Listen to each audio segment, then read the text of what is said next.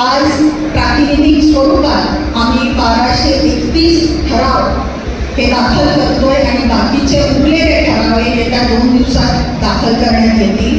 गेल्या मागच्या वर्षी महायुतीचे चेअरमन असून सुद्धा महायुतीच्या चेअरमनांच्या काही निर्णयाच्या विरोधात आवाज उठवण्याचा धाडस मी एक महायुतीची उमेदवार असून केलेला आहे. ज्या गोष्टी मला पटल्या नाहीत, ज्या गोष्टींच्या विरोधात मी आवाज उठवला, त्या गोष्टींच्या बरोबर काढून तुम्ही माझ्या सपोर्टमध्ये राहिलेला आहात.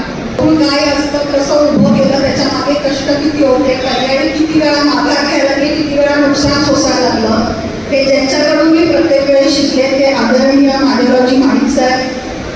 त्यांच्या सोबतीला जे मागच्या वेळेसही आमच्याबरोबर होते आणि त्याच्या मागे 30 वर्ष माणिक साहेबांच्या बरोबर होते ते आदरणीय दर्के साहेब. आज इथे खास करून उपस्थिती लावलेले माजी आमदार प्रकाश नावाडे, आपले भाजपाचे लाडके खासदार धनंजयजी माणिक साहेब, माजी आमदार सुरेशरावजी हळवणकर, माजी आमदार संजय काका खांडगे, माझे बंधू माननीय सदाजित सिंह घाटगे, माननीय अमिषदादा घाटगे, भाजपाचे जिल्हा प्रमुख माननीय नाथाजी पाटील, माननीय राजवर्धन निंबाळकर, माननीय प्रवीणसिंह दादा पाटील, आपटेवणी, माननीय दीपक पाटील, माझे गोकुळमध्ये सहकारी माननीय चेतनजी नरके, प्रकाशजी चव्हाण, हत्तरणी साहेब, स्वातीताई कोरी, के सामना, धैर्यशील देसाई, विश्वासजी जाधव यांच्याबद्दल मला 2 शब्द असे बोलायचे होते की मला तुमचा उल्लेख खास करावासा वाटतो की जेव्हा मागच्या वेळेस आमच्या पॅनलमध्ये 4 लोक निवडून आले आणि बाकीचे लोक नाही निवडून आले, तर या 5 वर्षामध्ये कुठलीही अपेक्षा न करता नाना प्रत्येक वेळेस माझ्यासोबत उभे राहिलेले आहे. तितक्याच ताकदीने, तितक्याच प्रेमाने आणि तितक्याच विश्वासाने. आणि म्हणून मला आवर्जून त्याचा उल्लेख करायचा वाटतो की अशी मंडळी खूप कमी भेटतात जी कुठलीही लालसापोटी तुमच्याबरोबर राहत नाही, केवळ प्रेमापोटी आणि विश्वासापोटी राहतात. आणि म्हणून आज त्यांच्यासोबत जे ठराव भारत आलेले आहे ते सुद्धा त्यांच्या विश्वासापोटी आणि त्यांच्या प्रेमापोटी आज त्यांच्यासोबत इथं आलेले आहेत. त्यामुळं आज व्यासपीठावरती उपस्थित असणाऱ्या सर्व मान्यवरांचे मनापासून स्वागत करते. कोणाचं नाव राहिलं असेल तर वेळेअभावी प्रत्येकाची नावं घेत नाही, पण सन्माननीय व्यासपीठ आणि आज मोठ्या संख्येने उपस्थित असणारे सर्व ठरावधारक या सर्वांचं मी मनापासून स्वागत करते. खरं तर जेव्हा ठराव गोळा करण्याची प्रक्रिया चालू झाली आणि इलेक्शन लागली असं कळालं, तेव्हा आम्ही बेजा घालायला बसलो. या तालुक्याचे कुठले ठराव, किती ठराव येणार, कारण गेल्या 5 वर्षामध्ये आमच्या नवीन संस्था झाल्या नव्हत्या, त्यामुळे आमच्याकडे चढ 400-500 संस्था नव्हत्या.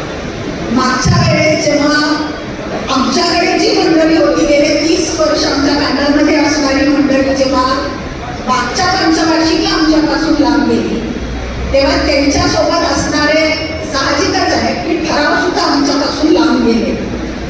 त्यामुळं आता नव्याने बांधणी घालायची, नव्याने ठरावधारक उभे करायचे. आणि तो प्रश्न होता की प्रत्येक तालुक्यातनं ठराव गोळा होणार का. आणि त्यावेळेस मला आपण नेहमी म्हणायचे तुम्ही काही काळजी करू नका, आज दूध उत्पादकाचा तुमच्यावर विश्वास आहे, दूध उत्पादक स्वतः येऊन तुमच्याकडे ठराव देतात. हा विश्वास त्यांनी प्रत्येक वेळेस दिला. नेतेनंतर सगळेजण आम्ही एकत्र बसलो. प्रत्येक नेत्यांनी सांगितलं आमचं कॉन्ट्रिब्युशन एवढं असेल, आमचे ठराव एवढे असतील, पण त्या आधी दूध उत्पादकांनी 1-2 अशा प्रकारे ठराव आणून आमच्याकडे जमा करायला सुरुवात सुद्धा केली होती. काही लोकांच्यावरती खूप प्रेशर यायला लागलं, म्हणून काही लोकांनी आधी जाऊन एआर ऑफिसमध्ये सुद्धा ठराव दाखल केले आणि नंतर पोहोचवून कारखान्यावर दाखवले. हा होता विश्वासाचा भाग, जो आमच्यासाठी तो प्रश्नचिन्ह होता की ठराव कसे येणार, कारण बोगस संस्था आमच्याकडे नव्हत्या. एका मताला तयार करणारं दुसरं मत खोट्या पद्धतीनं या 5 वर्षात तयार करता आलं नव्हतं. आणि हा प्रश्न दूध उत्पादकांनी आमच्यासाठी कायमचा मिटवला. आज मला आनंद होतोय या व्यासपीठावरती उभं राहून सांगायला की जे आज ठराव आमच्याकडे जमलेले आहेत त्याचा आकडा जवळपास 1430 वरती.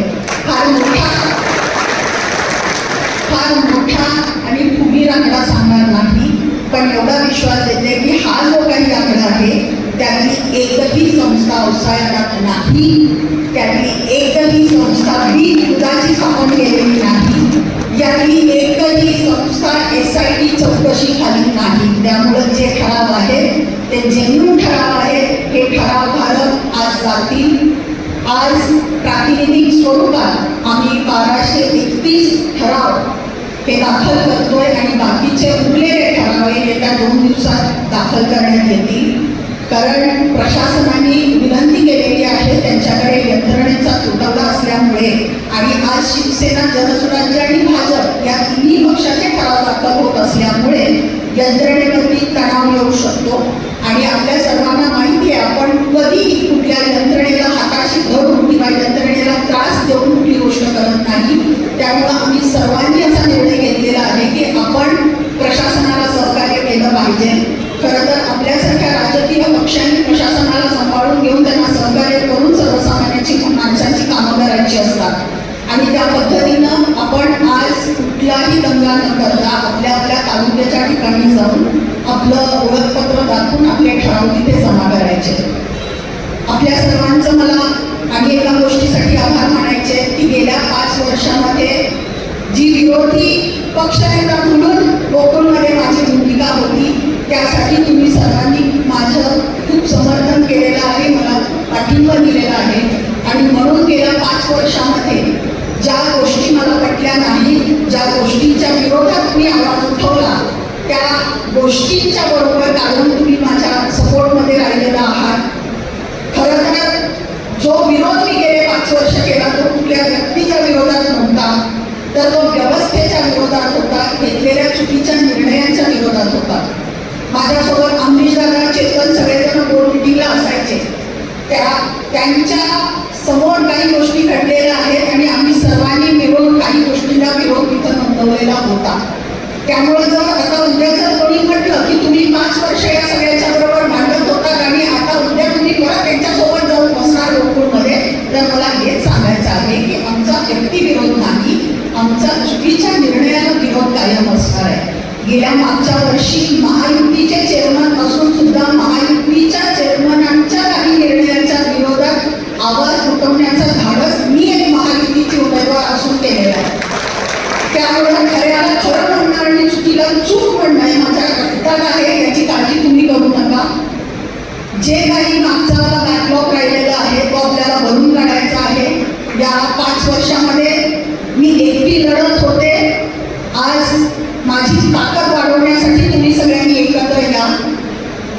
आपण जास्त संख्येने गोकुळमध्ये जाऊ. जसं मग अमरीशदादा म्हटले की गेल्या 5 वर्षात जसा त्याच्यापूर्वी जसा गोकुळ दूध संघ होता त्या पद्धतीनं आपल्याला पुन्हा एकदा गोकुळ दूध संघ चालवायचा आहे.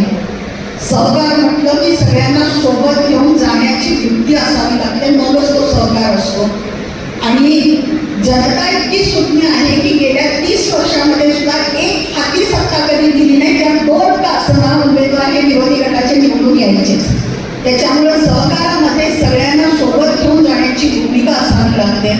जेव्हा आपण मला अपवादांतर बसलेत पण नेहमी सांगतात की जेव्हा तुम्ही अशा व्यवस्थेमध्ये काम करता तेव्हा तुम्हाला खरं तर त्या दूध उत्पादकांच्या बद्दल कणव असावी लागते. दूध संस्था टिकवण्याची किंवा कुठलाही सहकार टिकवण्याची ही वृत्ती असावी लागते. आणि जेव्हा ही वृत्ती आणि कणव मनामध्ये असते तेव्हा निसर्ग सुद्धा तुमच्या पाठीशी खंबीरपणे उभं राहतो. आणि मला वाटतंय मला या विश्वासाने आज मी सगळ्या गोष्टींना सामोरं जात आहे. आपल्या सर्वांच्या ताकदीवरती, आपल्या सर्वांच्या विश्वासावरती पुन्हा एकदा आम्ही गोकुळ दूध संघाच्या निवडणुकीला सामोरं जात आहोत. या निवडणुकीला सामोरं जात असताना ज्या ज्या लोकांचा विश्वास, त्या ज्या लोकांची साथ आम्हाला मिळाली त्या सर्वांचे मी मनपूर्वक आभार व्यक्त करते. आणि जसं मी सांगितलं आम्ही सगळ्यांना सोबत घेऊन जायला तयार आहोत. त्यामुळं जे आज आमच्यासोबत नाही त्यांनी सुद्धा हा विचार करावा.